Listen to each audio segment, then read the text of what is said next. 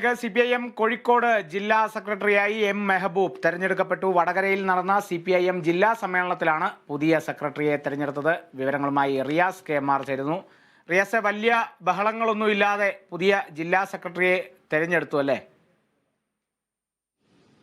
തീർച്ചയായും കാളിദാസ്, ഒരുപക്ഷെ ഈ എം മെഹബൂബിനെ ജില്ലാ സെക്രട്ടറിയെ ഔദ്യോഗികമായി തെരഞ്ഞെടുക്കുന്നതിന് മുൻപ് തന്നെ ആ ഒരു സാധ്യത കൃത്യമായി പറഞ്ഞിരുന്ന ഒരു മാധ്യമം കേരള വിഷൻ ന്യൂസാണ്. ഇന്ന് രാവിലെ നമ്മളത് കൃത്യമായി തന്നെ പറഞ്ഞിരുന്നു. എം മെഹബൂബിനാണ് ഏറ്റവും കൂടുതൽ സാധ്യത, അദ്ദേഹം തന്നെ വരും എന്നുള്ള സൂചനകൾ പാർട്ടി വൃത്തങ്ങളിൽ നിന്ന് ലഭിച്ചു എന്നടക്കമുള്ള കാര്യങ്ങളെല്ലാം തന്നെ നമ്മൾ പറഞ്ഞിരുന്നു. മറ്റ് മാധ്യമങ്ങളെല്ലാം മറ്റ് പല പേരുകളും പറഞ്ഞപ്പോഴും എം മെഹബൂബിൻ്റെ പേരായിരുന്നു കേരള വിഷൻ ന്യൂസ് രാവിലെ മുതൽ തന്നെ പറഞ്ഞു വന്നിരുന്നത്.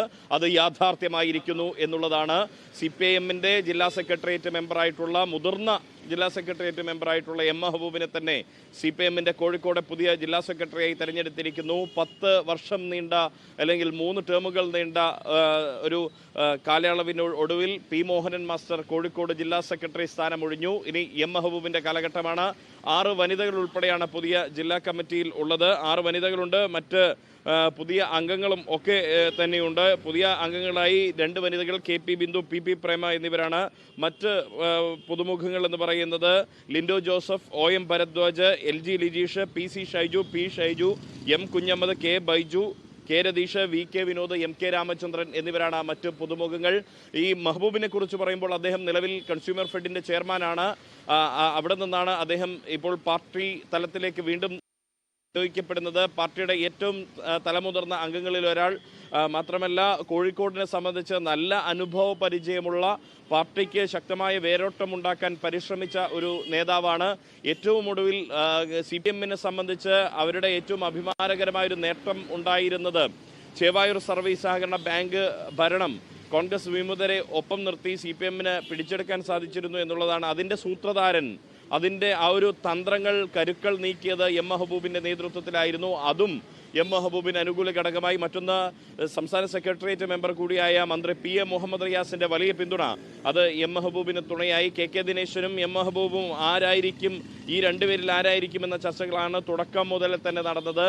എന്നാൽ സമ്മേളനത്തിൻ്റെ ഒരു ഘട്ടത്തിൽ സമ്മേളനത്തിൻ്റെ താൽക്കാലിക അധ്യക്ഷനായി എം മെഹബൂബ് വന്നതോടെ, പ്രസീഡിയത്തിൻ്റെ മുൻനിരയിൽ എം മെഹബൂബ് വന്നതോടുകൂടി ഏകദേശം കാര്യങ്ങൾ ഉറപ്പിച്ചു കഴിഞ്ഞിരുന്നു. അത് എം മെഹബൂബ് തന്നെയാണ് പുതിയ ജില്ലയിലെ പാർട്ടിയെ പുതുതായി നയിക്കുക. പ്രത്യേകിച്ച് ഒട്ടനവധി വിവാദങ്ങളുടെ ഒരു പശ്ചാത്തലമുണ്ട്. ഈ സമീപകാലത്ത് ലോക്സഭാ തെരഞ്ഞെടുപ്പുമായി ബന്ധപ്പെട്ട് വടകര പോലൊരു ശക്തിദുർഗത്തിൽ, പാർട്ടിക്ക് ഏറ്റവും ശക്തിയുള്ള കേന്ദ്രത്തിൽ ഉള്ള തോൽവി, തുടർച്ചയായ തോൽവി, അത് പരിഹരിക്കേണ്ടതുണ്ട്. ഒപ്പം തന്നെ വ്യാജ കാഫിർ സ്ക്രീൻഷോട്ട് അടക്കമുള്ള വിഷയങ്ങളിൽ പാർട്ടി പ്രതിരോധത്തിലായ കാര്യം, അതിനുമപ്പുറം കോഴിക്കോട് ജില്ലയിലെ പാർട്ടിക്കകത്തുള്ള വിഭാഗീയ പ്രശ്നങ്ങൾ, PSC നിയമന കോഴ വിവാദം സംബന്ധിച്ച പ്രശ്നങ്ങൾ, ഇതെല്ലാം തന്നെ പരിഹരിച്ചുകൊണ്ട് പാർട്ടിയെ കൂടുതൽ കരുത്തോടെ പുതിയ തലത്തിലേക്ക് നയിക്കേണ്ടുന്ന ഒരു ഉത്തരവാദിത്തം കൂടിയാണ് എം മെഹബൂബ് കടന്നു വരുമ്പോൾ ഉണ്ടാകുന്നത്.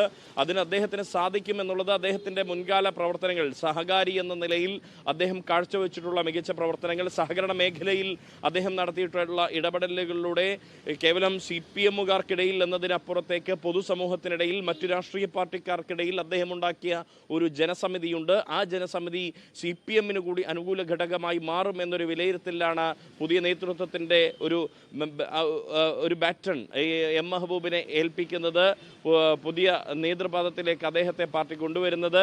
ഒപ്പം ഒട്ടനവധി പുതിയ ആളുകളുമായി ഈ CPM-ന്റെ പുതിയ ജില്ലാ കമ്മിറ്റി, 47 അംഗ കമ്മിറ്റി വരുന്നു. അപ്പം ആ കമ്മിറ്റിക്ക് കൂടി ഇപ്പോൾ തത്വത്തിൽ അംഗീകാരം കൊടുക്കുന്നു. ഇനിയിപ്പോൾ ഇതിൽ നിന്നും ജില്ലാ സെക്രട്ടേറിയറ്റ് അംഗങ്ങളെ ഉൾപ്പെടെ തെരഞ്ഞെടുത്തുകൊണ്ടുള്ള ഒരു നടപടിയിലേക്ക് പാർട്ടി മാറും. കാളിദാസ്.